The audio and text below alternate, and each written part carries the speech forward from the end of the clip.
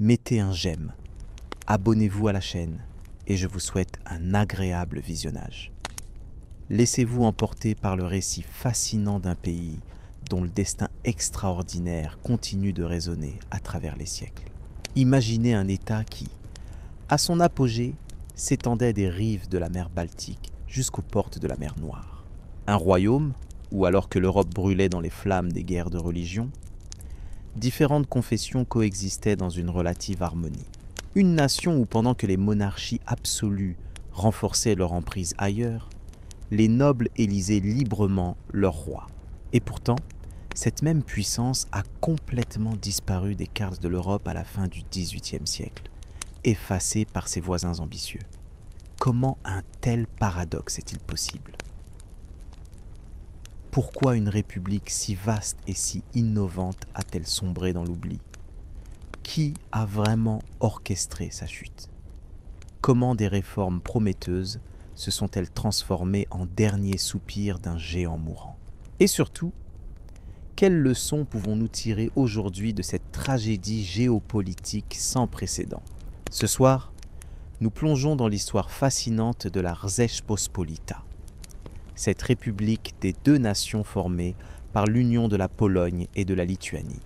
Nous découvrirons comment ce qui fut jadis l'un des plus grands États d'Europe est passé d'une puissance dominante à un souvenir effacé des cartes, dans ce que les historiens considèrent comme l'une des plus grandes tragédies politiques de l'histoire moderne. Car l'histoire de la Pologne n'est pas seulement celle d'un pays qui a disparu puis réapparu. C'est l'histoire d'un système politique unique qui a brillé avant de s'effondrer sous le poids de ses propres contradictions, redéfinissant à jamais l'équilibre des pouvoirs en Europe centrale et orientale. Avant que la Pologne ne devienne cette puissante république que nous allons explorer, le territoire qui allait former son cœur était déjà habité depuis des millénaires. Les premières traces de civilisation remontent à l'âge de pierre. Mais c'est véritablement au Xe siècle que commence à émerger ce que nous pouvons reconnaître comme l'État polonais.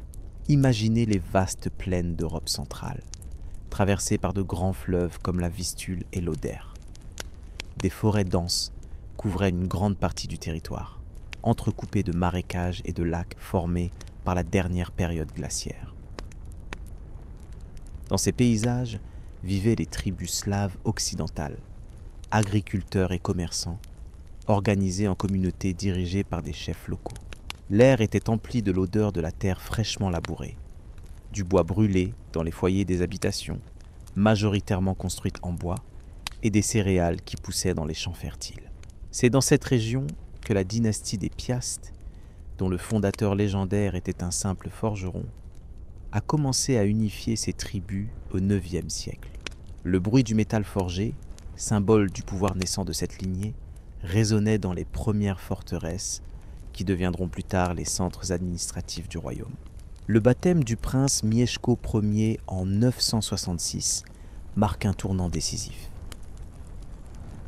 En adoptant le christianisme, la Pologne s'ouvre à l'influence culturelle et politique de l'Europe occidentale, tout en affirmant son indépendance face au Saint-Empire romain germanique. Les cloches des premières églises se mêlaient aux chants païens qui persistaient dans les campagnes. Les moines, venus principalement d'Allemagne et d'Italie, apportaient avec eux non seulement la religion, mais aussi l'écriture et de nouvelles techniques agricoles.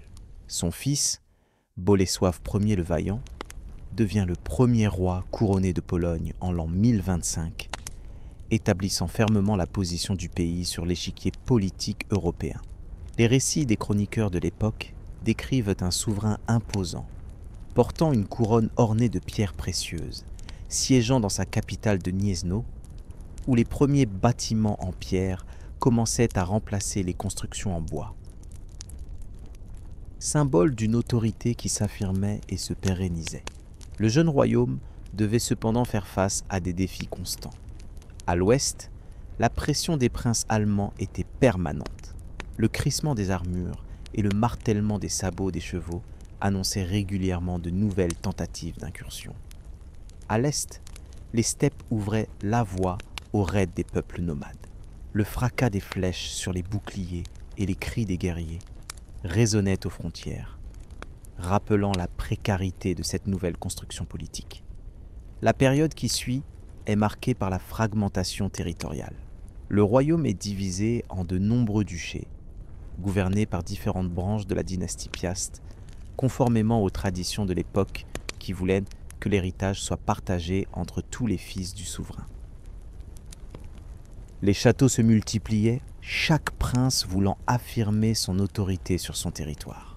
Dans les cours ducales, les conseillers chuchotaient à l'oreille des souverains, tissant des alliances et des complots qui redessinaient constamment les frontières intérieures. Cette fragmentation a affaibli la Pologne face à ses voisins, notamment face à l'ordre teutonique qui s'est établi au nord. Le cliquetis des épées des chevaliers teutoniques, vêtus de leurs manteaux blancs à croix noire, est devenu une menace constante pour les territoires polonais. Leur forteresse de briques rouges, dont Marienburg, Malbork, était la plus impressionnante, dominait le paysage de la Prusse, territoire qu'ils avaient conquis. C'est Władysław Ier Łokietek, dit le Bref, qui réunifie une partie significative des terres polonaises au début du XIVe siècle. Son couronnement en 1320 marque la renaissance du royaume de Pologne. Dans la cathédrale du Wawel à Cracovie, l'écho des trompettes et des chants liturgiques célèbre ce renouveau, tandis que l'encens embaume l'air lors de la cérémonie solennelle. Son fils, Casimir III, dit le Grand, transforme ce royaume restauré en une véritable puissance. Sous son règne, la Pologne connaît une période de paix et de prospérité sans précédent. Le roi déclare qu'il a trouvé une Pologne en bois et la laisse en pierre, illustrant les vastes programmes de construction qu'il a initiés. Le bruit des marteaux et des ciseaux des tailleurs de pierre résonne dans les villes en plein développement. Des marchés animés s'établissent, où les commerçants venus de toute l'Europe échangent leurs marchandises. L'odeur des épices exotiques, du cuir travaillé et des tissus teints se mêle au brouhaha des négociations commerciales. Casimir établit également la première université polonaise à Cracovie en 1364, attirant érudits et étudiants de toute l'Europe centrale. Dans les salles de l'université, le grattement des plumes sur le parchemin accompagne les discussions animées sur la théologie, le droit et les sciences naturelles. Les bibliothèques commencent à se remplir de manuscrits précieux, souvent enluminés par des moines patients dont le travail minutieux nécessitait une concentration totale dans le silence des scriptoria. Avec la mort de Casimir le Grand en 1370, qui ne laisse aucun héritier mâle, s'éteint la lignée principale des Piast. Le trône passe à son neveu, Louis d'Anjou, roi de Hongrie, dont la fille Edwige Jadwiga devient reine de Pologne en 1384. C'est précisément le mariage de la jeune reine Hedwige avec Jagiełło, grand-duc de Lituanie, en 1386, qui marque le début d'une nouvelle ère. Ce mariage n'était pas simplement une alliance personnelle entre deux souverains, mais le commencement d'une union entre deux États qui allait transformer la carte de l'Europe orientale. Imaginez la scène. Cracovie, capitale du royaume de Pologne, en plein hiver. La neige recouvre les toits des maisons et les tours de la cathédrale du Wawel. L'air glacial est empli de la fumée des cheminées et de l'odeur des torches qui éclairent les rues pour l'occasion. Dans le château royal, les préparatifs sont en cours pour un événement d'une importance capitale. La reine Hedwig, jeune femme de 13 ans à peine, éduquée dans les cours les plus raffinés d'Europe, parlant plusieurs langues et connue pour sa piété, attend avec appréhension. Elle avait été promise à Guillaume d'Autriche, qu'elle aimait, mais les nobles polonais ont annulé ses fiançailles au profit d'une alliance bien plus stratégique. Le froissement de sa robe brodée de fils d'or et ornée de pierres précieuses accompagne chacun de ses mouvements nerveux. De l'autre côté, Jagiełło, grand-duc de Lituanie, homme d'une quarantaine d'années, arrive à Cracovie. Le claquement des sabots de son escorte résonne sur le sol gelé. Né païen, il vient de se convertir au christianisme, prenant le nom de Władysław. Le contraste est saisissant. Ce prince lituanien, élevé dans les traditions guerrières d'un pays encore largement païen, où les rituels anciens impliquaient des sacrifices dans les bois sacrés et où les chamans murmuraient aux esprits de la nature, s'apprête à épouser une jeune reine élevée dans la plus pure tradition catholique occidentale. La cérémonie est grandiose. Les chants liturgiques en latin résonnent sous les voûtes de la cathédrale. L'encens embaume l'air froid, les vitraux colorés filtrent la lumière hivernale. Les nobles polonais, dans leurs costumes traditionnels ornés de fourrures précieuses pour se protéger du froid, observent attentivement, conscients de l'importance historique du moment. Les envoyés lituaniens, dont beaucoup découvrent pour la première fois les rites catholiques, se tiennent à l'écart, impressionnés par le faste de la cérémonie, si différente des rituels plus sobres de leur terre natale. Ce mariage n'est pas simplement une union personnelle. Il s'accompagne de promesses et d'engagements qui vont bien au-delà.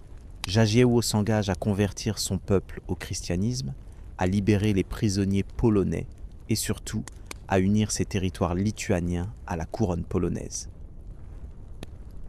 Le bruissement des parchemins officiels, scellés de cire rouge portant l'empreinte des sceaux royaux, accompagne la signature des traités qui formalisent ces engagements. La Lituanie de l'époque n'est pas un petit État.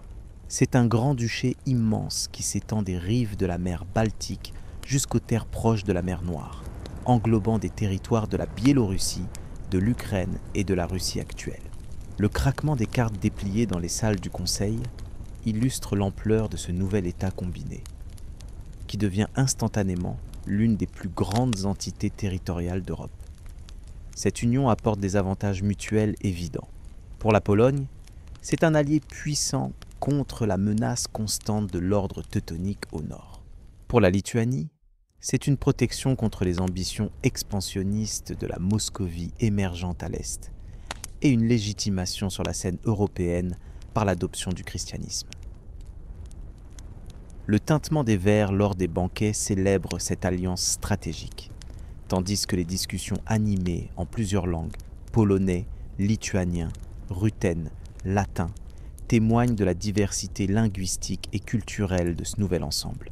La conversion de la Lituanie au christianisme qui suit est un processus complexe. Officiellement, le pays est baptisé, mais dans les vastes forêts et les campagnes reculées, les anciennes croyances persistent. Le murmure des prières païennes continue de s'élever sous le couvert des arbres centenaires, tandis que les cloches des nouvelles églises appellent à la messe. Cette dualité religieuse, cette superposition des croyances, deviendra caractéristique de ces territoires orientaux. L'une des premières conséquences majeures de cette alliance est la victoire éclatante sur l'ordre teutonique à la bataille de Grunwald en 1410. Les troupes combinées polono-lituaniennes, renforcées par des contingents ruthènes, tchèques et même tartares, affrontent l'ordre dans l'une des plus grandes batailles de l'Europe médiévale. Le fracas des armes, les hennissements des chevaux, les cris des guerriers et le claquement des bannières dans le vent transforment les champs paisibles de Grunwald en un théâtre de violence organisée. La victoire renforce considérablement la position de la nouvelle alliance sur l'échiquier européen. Pendant ce temps, l'union personnelle entre les deux États évolue progressivement. Le traité de Horodło en 1413 accorde aux nobles lituaniens des privilèges similaires à ceux de leurs homologues polonais et crée un système de conseil commun. Le froissement des parchemins et le grattement des plumes sur le papier accompagnent la rédaction de ces documents fondateurs. Tandis que les sceaux sont apposés solennellement, au son des déclarations officielles, lues à haute voix dans plusieurs langues. Cependant, cette union n'est pas toujours harmonieuse. Des tensions apparaissent régulièrement entre les élites des deux pays. Les murmures de mécontentement dans les antichambres du pouvoir et les discussions houleuses lors des assemblées témoignent des difficultés à concilier les intérêts parfois divergents des deux entités. La Lituanie, en particulier, tient à préserver son autonomie et son identité distincte. Le petit-fils de Jagiełło, Casimir IV Jagellon, qui règne de 1447 à 1492, joue un rôle crucial dans le renforcement de l'Union. Sous son long règne, les institutions communes se développent. La noblesse des deux pays se rapproche et une véritable culture politique partagée commence à émerger. Le bruissement des robes des courtisans dans les couloirs des palais royaux, à Cracovie comme à Vilnius, accompagne l'émergence de cette nouvelle élite transnationale, qui parle désormais les mêmes langues politiques et partage les mêmes références culturelles. C'est également sous les Jagellons que la Pologne commence à développer son système politique unique, dominé par la noblesse. Les assemblées locales, appelées Sejmiks, et le Parlement central, le Sejm, gagnent en importance. Le bourdonnement des discussions politiques, les discours enflammés et le claquement des sabres sur le sol pour marquer l'approbation deviennent des sons caractéristiques de cette démocratie nobiliaire naissante. La dynastie des Jagellons s'éteint en 1572 avec la mort du roi Sigismond II Auguste. C'est un moment critique pour l'union polono-lituanienne. Sans héritier direct, la question de la continuité de l'alliance se pose avec acuité. Le silence tendu qui suit l'annonce de la mort du roi est rapidement rompu par le bourdonnement des discussions urgentes, le froissement des lettres envoyées dans toutes les directions et le galop des messagers portant des nouvelles cruciales aux 4 coins du royaume. La réponse à ce défi est l'Union de Lublin, signée en 1569, peu avant la mort du dernier Jagellon.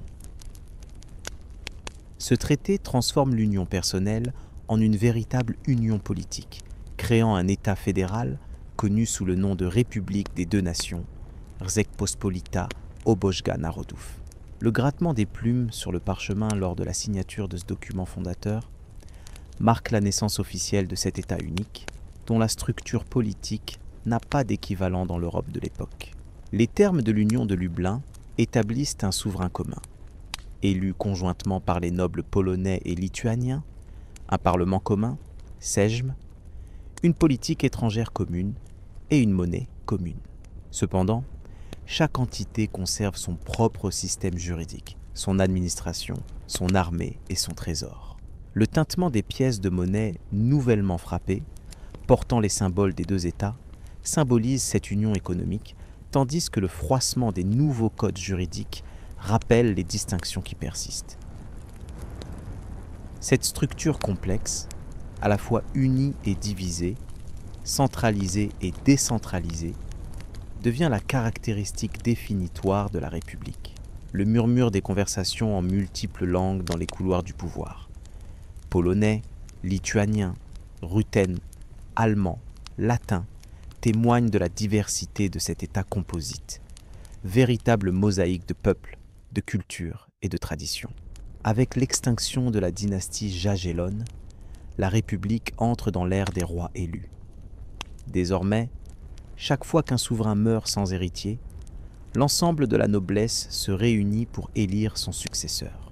Le premier de ces rois élus est Henri de Valois, futur Henri III de France, qui ne reste que quelques mois avant de s'enfuir secrètement pour réclamer le trône de France à la mort de son frère. Le claquement de la porte de sa chambre, lors de sa fuite nocturne, devient presque symbolique des défis que cette nouvelle forme de gouvernement va devoir affronter. Les élections royales, qui se tiennent dans les champs de Wola près de Varsovie, sont des événements spectaculaires. Des milliers de nobles à cheval, portant leurs armes traditionnelles et leurs costumes colorés, se rassemblent pour débattre et voter. Le martèlement des sabots, les hennissements des chevaux, le bruissement des étendards dans le vent et le bourdonnement incessant des discussions politiques transforment ces plaines habituellement tranquilles en un théâtre politique vivant et bruyant. Ces élections attirent également l'attention internationale. Des ambassadeurs de toute l'Europe arrivent, portant des offres et des promesses de leurs candidats. L'or change de main. Les promesses sont murmurées à l'oreille des électeurs influents. Les alliances se font et se défont. Le froissement des bourses remplis d'or et le cliquetis des verres lors des banquets diplomatiques accompagnent ces négociations complexes, tandis que le grattement des plumes sur le papier formalise les engagements pris. C'est sous le règne d'Étienne Báthory, prince de Transylvanie élu roi en 1576, et surtout sous celui de Sigismond III Vasa, élu en 1587 que la République des deux nations atteint son apogée territorial et son influence maximale. Le déploiement des cartes dans les salles du Conseil royal montre un État immense, s'étendant de la Baltique presque jusqu'à la mer Noire, et de l'Oder presque jusqu'aux portes de Moscou. La République des deux nations entre alors dans ce que les historiens considèrent comme son âge d'or, une période de puissance politique, de prospérité économique et d'effervescence culturelle qui la place parmi les États les plus importants d'Europe. Au début du XVIIe siècle, la République des deux nations est à son apogée. Son territoire s'étend sur environ 1 million de kilomètres carrés, faisant d'elle l'un des plus grands États d'Europe. Imaginez ces vastes étendues, des forêts denses de pins et de bouleaux au nord, où l'air est empli du parfum de la résine et du chant des oiseaux. Des plaines fertiles au centre, où le vent fait onduler les champs de céréales comme une mer dorée. Des steppes à l'est, où l'herbe haute bruisse au moindre souffle d'air, et des montagnes au sud, dont les sommets enneigés scintillent sous le soleil. Cette immensité territoriale s'accompagne d'une diversité humaine extraordinaire. La République abrite des Polonais, des Lituaniens, des Ruthènes, ancêtres des Ukrainiens et des Biélorusses, des Allemands, des Juifs, des Arméniens, des Tatars et bien d'autres groupes encore. Dans les rues des grandes villes comme Cracovie, Vilnius, Lviv ou Gdańsk, on entend un mélange de langues, le polonais et le latin des élites, le yiddish des quartiers juifs, l'allemand des marchands hanséatiques, le ruthène des paysans venus des campagnes orientales. Le bruissement des conversations en multiples langues dans les marchés animés témoigne de cette diversité linguistique. Cette diversité se reflète également dans l'architecture.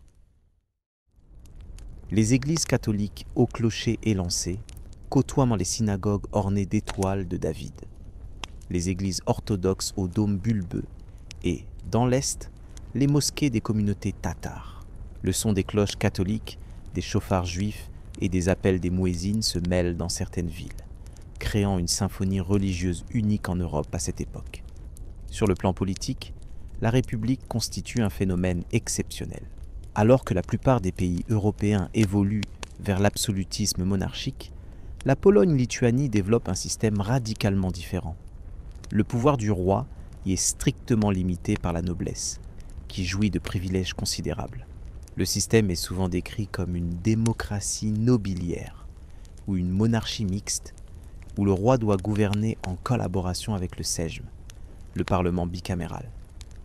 Le Sejm lui-même est une institution remarquable. Il comprend une chambre haute, le Sénat, composé de dignitaires ecclésiastiques et de grands officiers de la couronne, et une chambre basse, la Chambre des députés, où siègent les représentants élus par les diétines locales, Sejmiks. Le bourdonnement constant des débats, parfois houleux, et le claquement occasionnel des sabres sur le plancher pour marquer l'approbation ou la désapprobation emplissent les salles du Sejm lors de ces sessions. Une caractéristique unique du système politique polonais est le liberum veto, le droit de chaque député de s'opposer à une résolution et ainsi d'annuler l'ensemble des décisions d'une session du Sejm. L'exclamation « Ni pozwalam » « Je m'y oppose », suivi d'un silence stupéfait, puis du brouhaha des protestations et des discussions agitées, devient un son redouté dans les assemblées politiques. Ce principe, initialement conçu pour protéger les minorités et garantir que les décisions soient prises par consensus, deviendra plus tard l'une des principales faiblesses du système. La noblesse polonaise, la szlachta, constitue une classe sociale exceptionnellement nombreuse, représentant environ 10 à 15% de la population totale. C'est une proportion sans équivalent en Europe, où la noblesse dépasse rarement 2%. Cette noblesse n'est pas homogène. Elle comprend des magnats immensément riches, possédant des territoires plus grands que certains pays européens, et des petits nobles, parfois appelés la noblesse aux pieds nus, qui travaillent en leurs champs de leurs propres mains et ne se distinguent des paysans que par leurs privilèges juridiques. Le mode de vie de cette noblesse est caractéristique. Dans les demeures des magnats, de véritables palais construits à l'italienne ou à la française, la vie est fastueuse.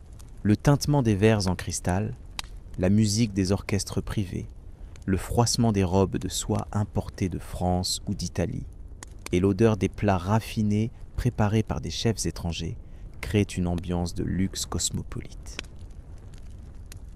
Les grandes résidences comme celle des familles Radziwiłł, Lubomirski ou Potocki sont des centres de pouvoir politique et culturel, rivalisant parfois avec la cour royale elle-même.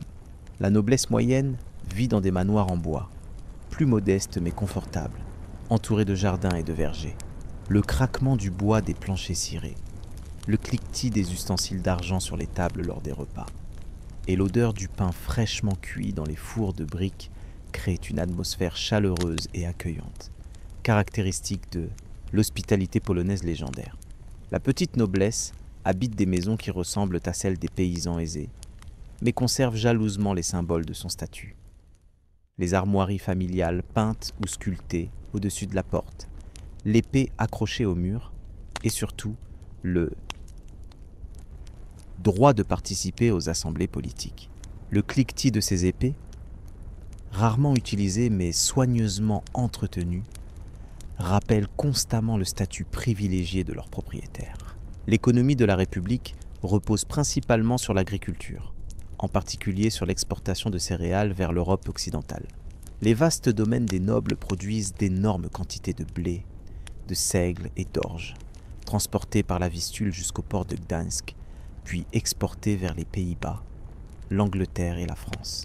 Le bruissement des épis mûrs dans les champs, le crissement des faux lors des moissons, le grincement des chariots chargés de grains et les cris des bateliers sur les barges fluviales forment la bande sonore de cette économie agraire. Gdańsk, ville officiellement sous la souveraineté polonaise mais jouissant d'une large autonomie, devient l'un des ports les plus importants de la Baltique.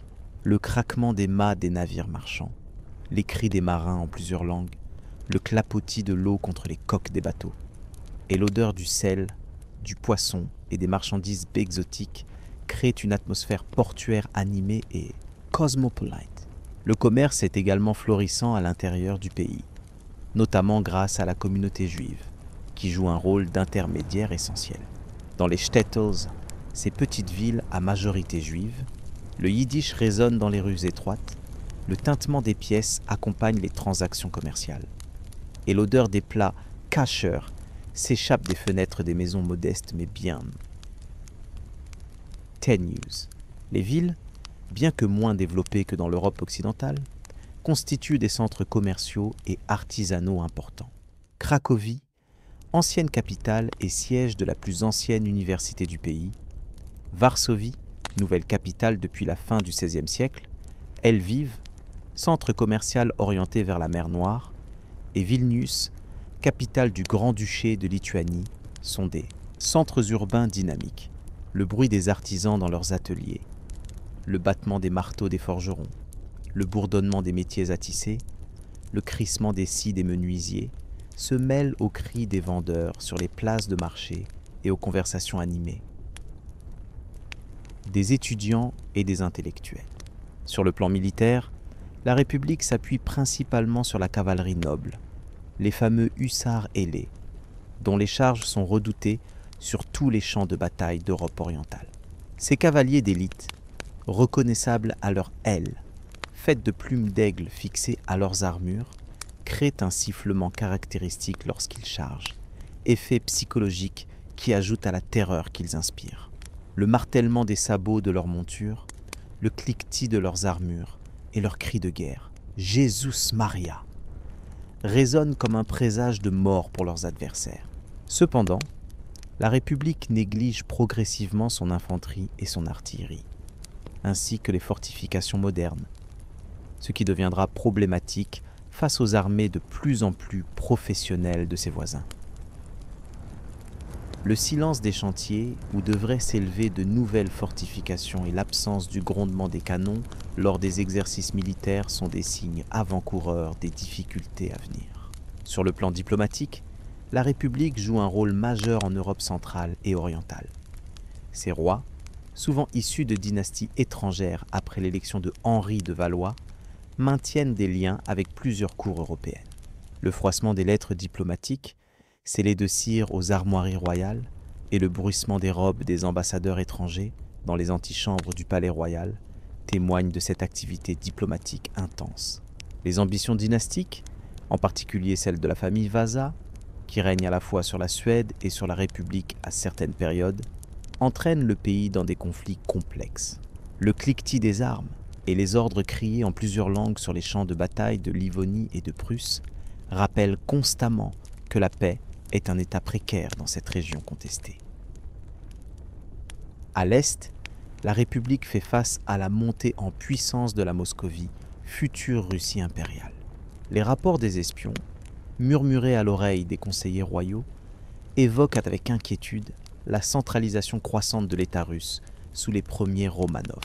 Le craquement des bottes sur la neige gelée des patrouilles frontalières rappelle la menace permanente à l'est. Au sud, l'Empire ottoman représente un autre adversaire redoutable. Les récits des raids des Tatars de Crimée, vassaux des Turcs, qui pénètrent profondément en territoire polonais pour capturer des esclaves, suscitent la terreur.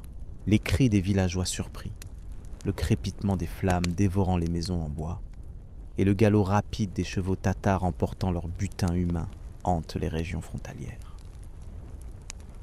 Malgré ces défis, la première moitié du XVIIe siècle reste une période de relative puissance pour la République. Le règne de Ladislas IV, Vasa, de 1632 à 1648, est généralement considéré comme le dernier moment de véritable grandeur. Ce roi énergique et ambitieux modernise l'armée, renforce la position diplomatique du pays et soutient les arts et les sciences. Le grattement des plumes des secrétaires royaux rédigeant ses nombreuses ordonnances et le cliquetis des instruments des scientifiques qu'il patronne témoignent de cette période d'activité intense et de dernier rayonnement. Cependant, des signes de faiblesse structurelle commencent à apparaître. Le système politique, avec son liberum veto et l'élection de rois souvent étrangers aux intérêts parfois divergents de ceux du pays, devient de plus en plus dysfonctionnel. Les murmures de mécontentement dans les assemblées locales et le silence pesant qui suit l'exercice d'un liberum veto, annulant des mois de travail législatif, sont des symptômes d'un système politique qui commence à se gripper. La condition des paysans, soumis à un servage de plus en plus dur, se détériore. Les soupirs résignés des serfs travaillant dans les champs des seigneurs et le craquement du fouet des contremaîtres pressant le rythme du travail contrastent fortement avec les idéaux de liberté dont se targuent les nobles. Les villes, privées de représentation politique réelle et entravées par les privilèges de la noblesse, stagnent économiquement. Le ralentissement du marteau des artisans et la diminution du bourdonnement des conversations dans les marchés urbains signalent ce déclin progressif.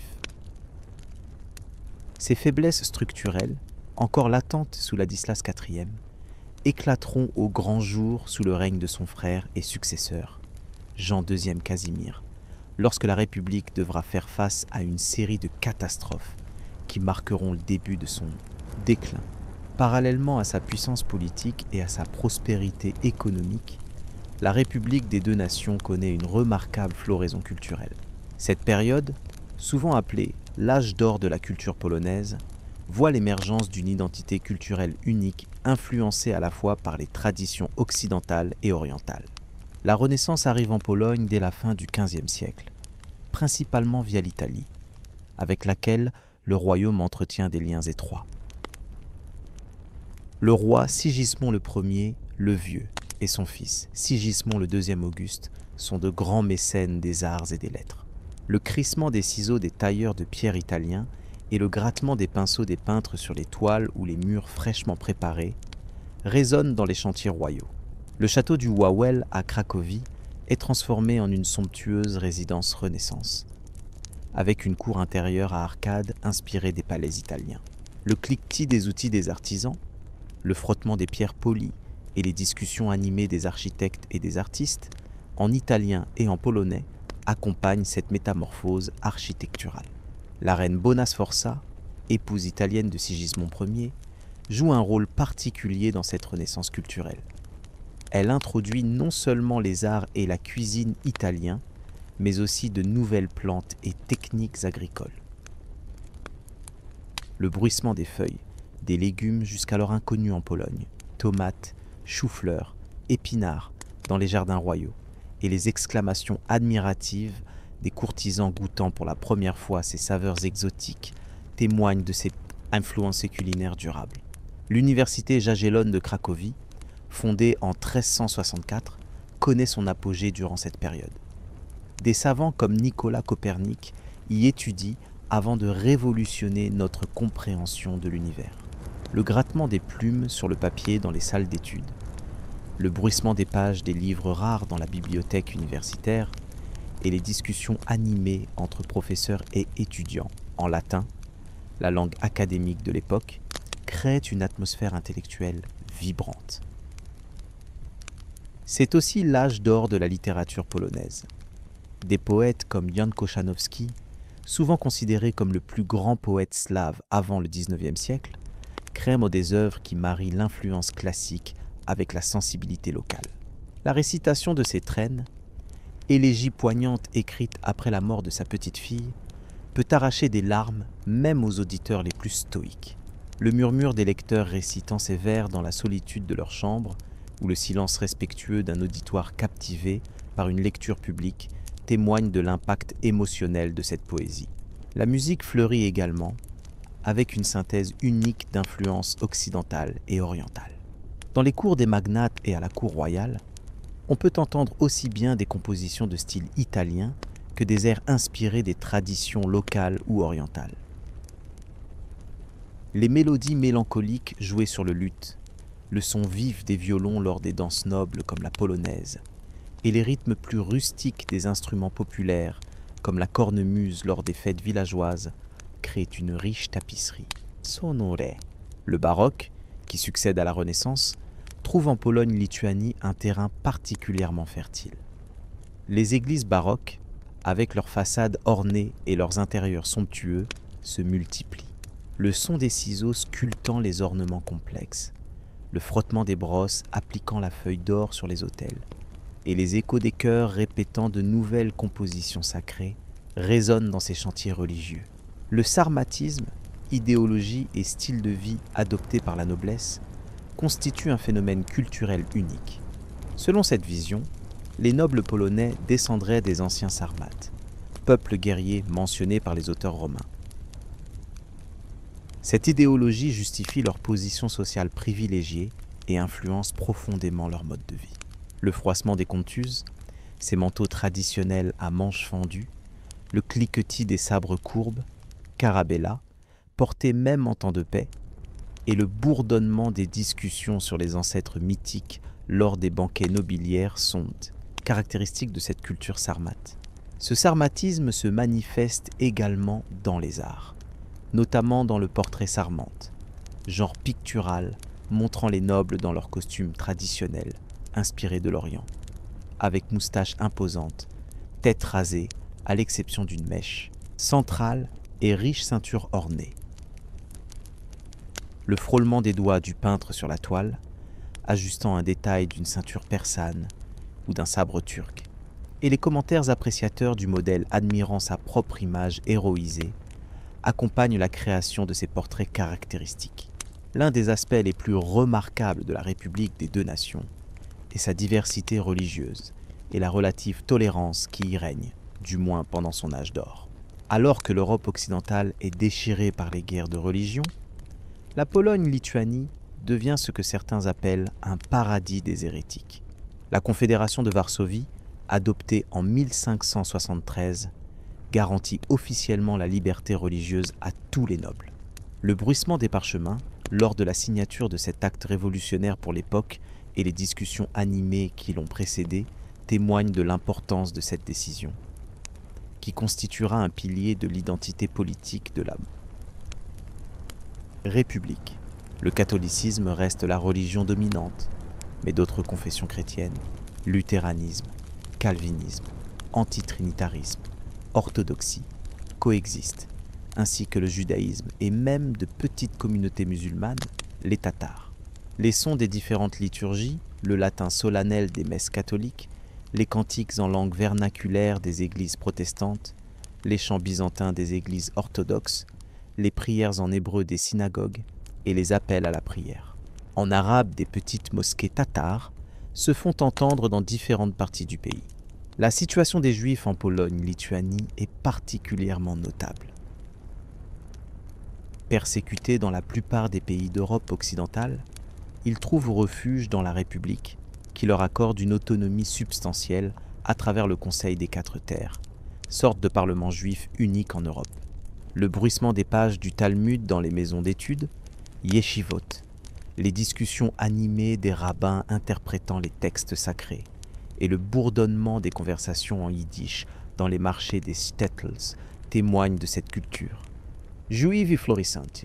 Cependant, cette tolérance connaît des limites et s'érode progressivement. Les non-nobles n'ont pas les mêmes garanties de liberté religieuse que la noblesse. Des tensions apparaissent périodiquement, notamment entre catholiques et orthodoxes dans les territoires orientaux. Le grincement des portes des églises orthodoxes fermées de force pour être converties au catholicisme et les protestations véhémentes des fidèles annoncent ces changements. La contre-réforme, portée notamment par les jésuites, gagne en influence à partir de la fin du XVIe siècle. Le nombre de protestants parmi la noblesse diminue, beaucoup se reconvertissant au catholicisme. Le murmure des confessions et le son des orgues lors des messes solennelles célébrant ses retours au catholicisme signalent ce renforcement progressif de l'Église romaine. L'Union de Brest en 1596 crée l'Église grecque catholique, ou Uniat, qui conserve le rite orthodoxe mais reconnaît l'autorité du pape. Cette tentative de compromis provoque des divisions durables au sein des communautés ruthénes. Le froissement des documents officiels établissant cette nouvelle église et les discussions houleuses qui divisent familles et communautés marquent profondément les régions orientales de la République.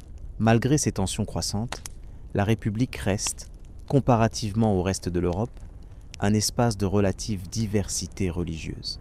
L'absence de bûchers pour les hérétiques et de grandes persécutions systématiques, courants ailleurs en Europe à cette époque, est significative.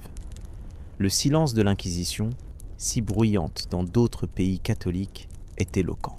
Cette diversité culturelle et religieuse contribue à la richesse et à l'originalité de la civilisation qui se développe dans la République des deux nations. Le bruissement de plusieurs langues, le mélange des styles architecturaux, la fusion des traditions culinaires et la coexistence de différentes pratiques religieuses créent un environnement culturel unique à la croisée de l'Orient et de l'Occident.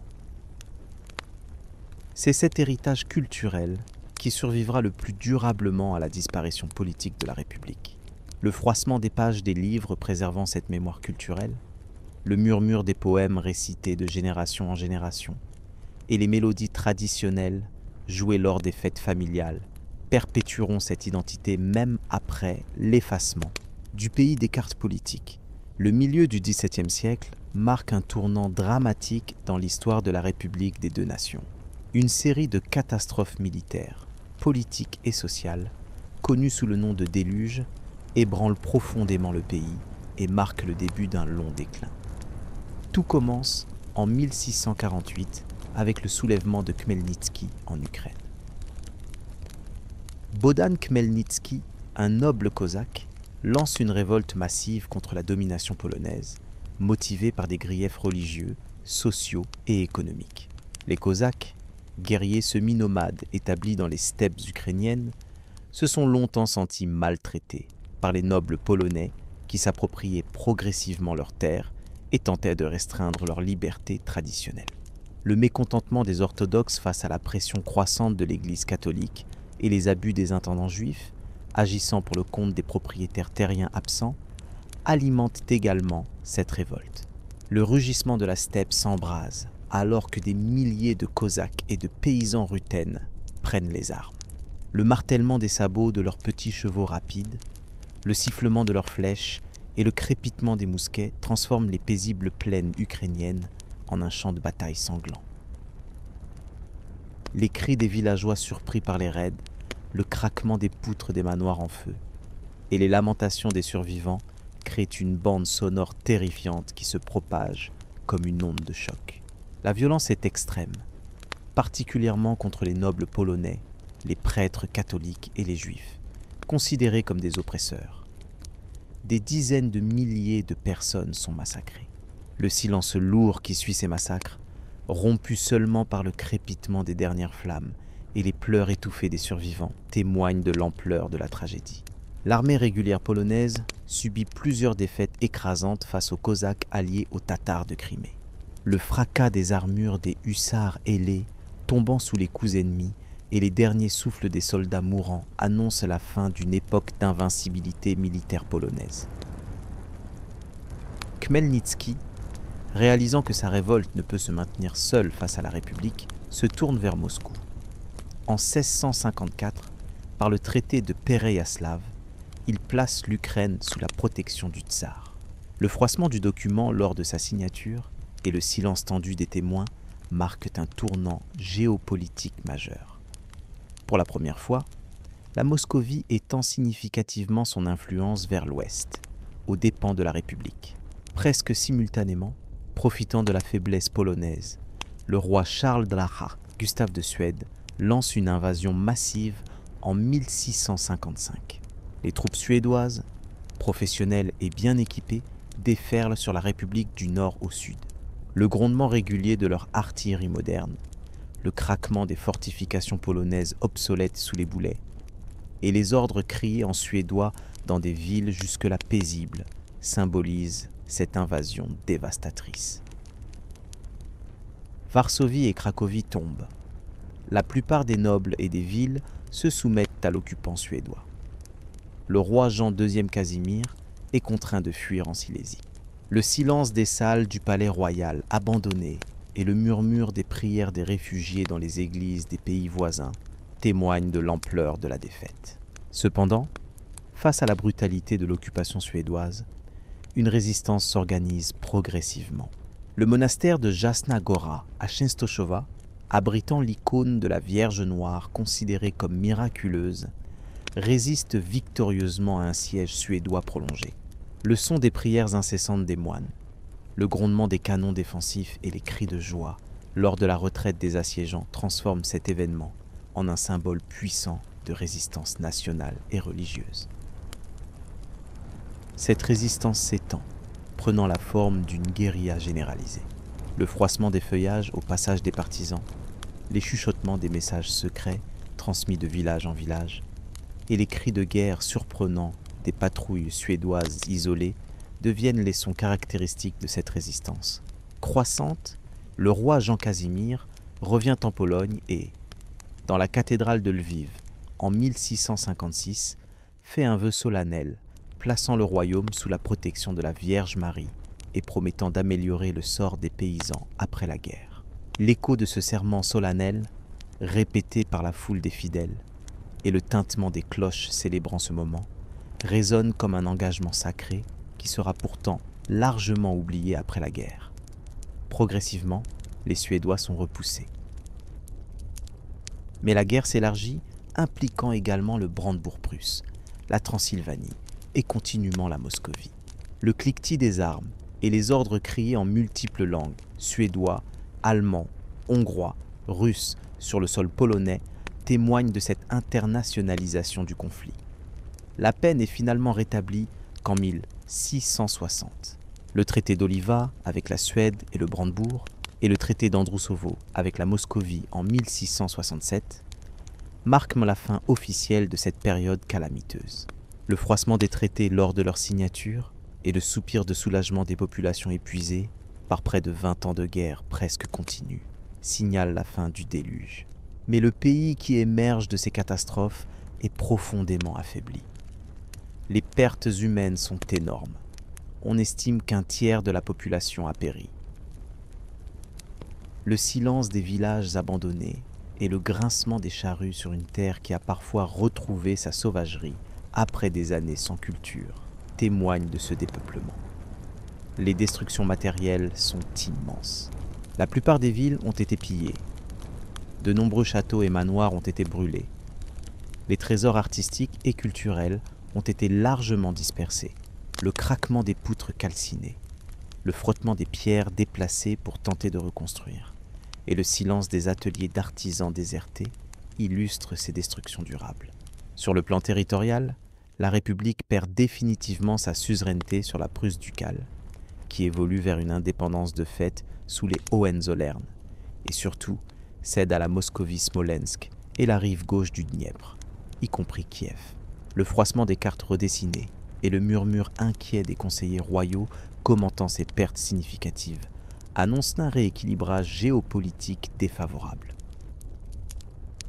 Plus subtilement, mais tout aussi gravement, les équilibres sociaux et politiques internes sont perturbés.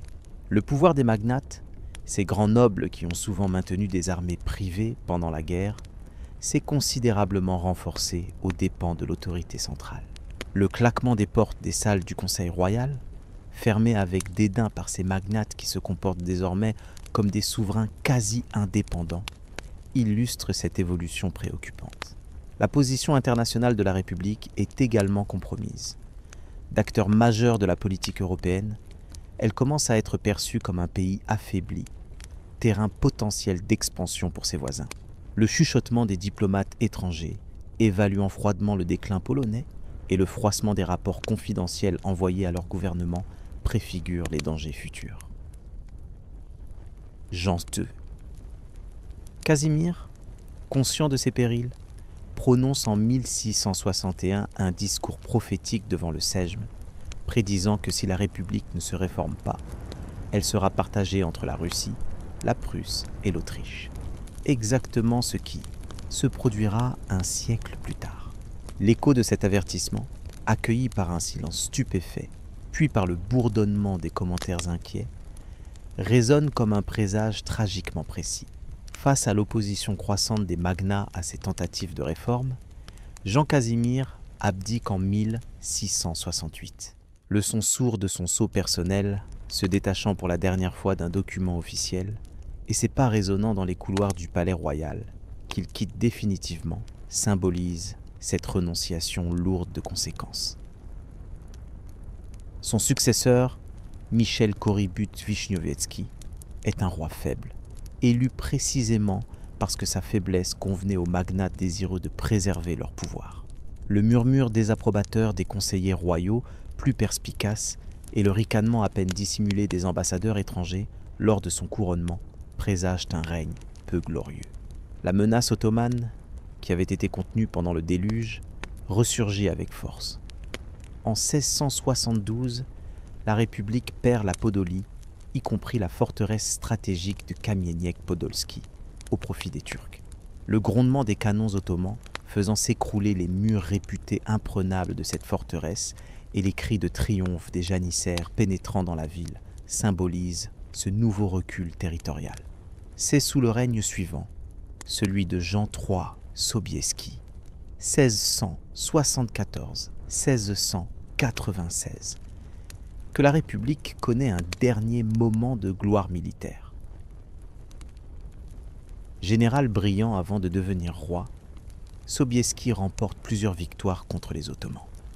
Sa contribution décisive à la levée du siège de Vienne en 1683 lui vaut une renommée européenne. Les sonneries de trompettes annonçant la charge de la cavalerie polonaise, le fracas de cette masse de cavaliers s'abattant sur les lignes ottomanes, et les cris de « Dieu est grand » en polonais se mêlant au son des sabres tranchant les cordes des tentes turques abandonnées représentent ce dernier moment de triomphe militaire polonais. Mais même ces succès ne peuvent masquer les problèmes structurels croissants. Le système politique se paralyse progressivement. Le liberum veto, initialement utilisé exceptionnellement, devient un outil courant d'obstruction. De 1652 à 1696, environ un tiers des sessions du Sejm sont dissoutes sans avoir pu prendre de décision. Le cri de « Ni pozwalam », suivi du brouhaha des protestations et du bruit des députés quittant la salle, devient un son tristement familier des sessions parlementaires. Les tentatives de réforme se heurtent systématiquement à l'opposition des magnats, soucieux de préserver leurs privilèges, et à l'intervention des puissances voisines, intéressés à maintenir la République dans un état de faiblesse. Le chuchotement des émissaires étrangers, promettant or ou menaces aux députés opposés aux réformes, et le tintement des pièces changeant de main dans l'ombre des antichambres parlementaires révèlent cette corruption croissante du système. Sur le plan économique, la situation se dégrade également. Le système du servage se durcit, réduisant les paysans à une condition proche de l'esclavage. Le sifflement des fouets des contremaîtres et les soupirs résignés des serfs épuisés contrastent fortement avec l'idéal de liberté dont se vante la noblesse. Les villes, déjà affaiblies par les destructions du déluge, continuent de décliner, étouffées par les privilèges de la noblesse qui les exemptent des taxes sur les importations et les exportations. Le silence croissant des ateliers urbains et la diminution du brouhaha des marchés témoignent de ce déclin urbain. À la mort de Jean III, Sobieski en 1696, la République est à nouveau plongée dans une crise politique lors de l'élection de son successeur. Deux candidats s'affrontent, soutenus par des factions rivales. Le prince de Conti, candidat français, et Auguste de Saxe, soutenu par la Russie et l'Autriche. Le claquement des sabres dégainés lors de l'élection houleuse et les cris des partisans des deux camps résonnent dans les champs de Wola. C'est finalement Auguste de Saxe qui l'emporte, marquant un tournant. Pour la première fois, l'influence russe joue un rôle déterminant dans une élection royale polonaise. Le murmure des conversations inquiètes parmi les nobles conscients de cette ingérence étrangère croissante et le bruissement des roubles russes dans les poches des magnates corrompus annoncent une nouvelle ère de dépendance extérieure. Le règne d'Auguste II coïncide avec la Grande Guerre du Nord, 1700-1721, qui oppose la Suède à une coalition comprenant la Russie, le Danemark-Norvège et la Saxe. La République, bien que théoriquement neutre, devient un champ de bataille pour les puissances étrangères. Le martèlement des bottes des soldats suédois, russes et saxons sur le sol polonais et le grondement des canons étrangers détruisant villes et villages polonais symbolisent cette perte de souveraineté effective. Le roi Charles XII de Suède impose même temporairement son protégé, Stanisław Leszczyński, sur le trône polonais 1704-1709. Le froissement de la cape royale posée sur les épaules d'un roi marionnette et le silence embarrassé des courtisans devant ce souverain imposé par l'étranger illustrent l'humiliation nationale. La victoire finale du tsar Pierre le Grand sur la Suède renforce considérablement l'influence russe en Pologne. Auguste II est restauré, mais comme un client de la Russie. Le tintement des verres lors des toasts entre diplomates russes et leurs agents polonais et le chuchotement des instructions transmises de Saint-Pétersbourg à Varsovie révèlent cette mise sous tutelle progressive. En 1717, un événement symbolique marque la profondeur de la crise, le Sejm muet. Cette session parlementaire, tenue sous la pression des troupes russes, se déroule presque entièrement en silence, les députés n'osant pas s'exprimer librement. Le silence oppressant de cette assemblée, traditionnellement bruyante et animée, et le crissement des plumes signant des décisions imposées par la Russie, représente cette abdication de souveraineté. À la mort d'Auguste II en 1733, une nouvelle guerre de succession éclate. Le fils du défunt roi, Auguste III, soutenu par la Russie et l'Autriche, affronte à nouveau Stanisław Leszczyński, cette fois soutenu par la France.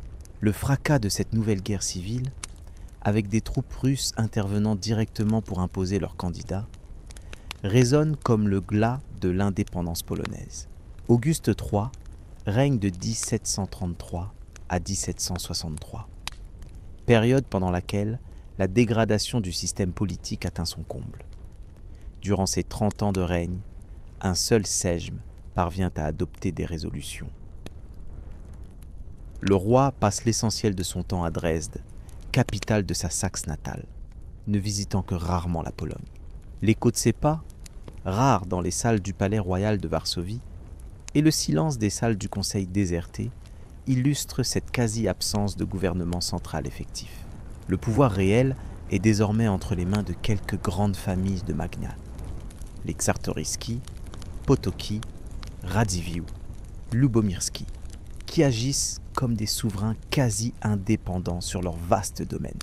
Le claquement des portes des palais de ces roitelets est